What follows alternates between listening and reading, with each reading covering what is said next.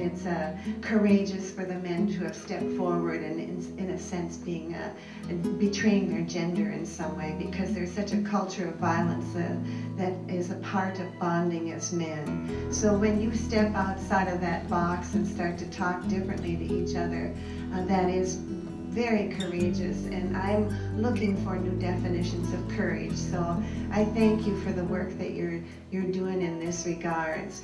When Chuck was first doing this, they did a press conference at the Capitol, and there was a cameraman and there was a reporter there.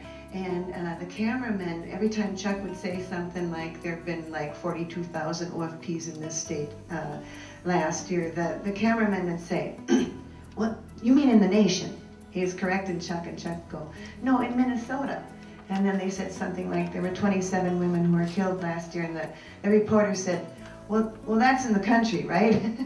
and Chuck's going, "No, that's Minnesota."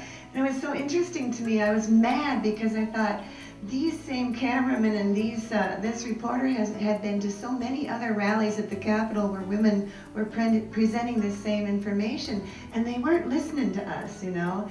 And then I got in my car and I was driving home, and sports came on, and I totally tuned out. I thought, well, it's the same way. They're just not trained to see this as something about themselves.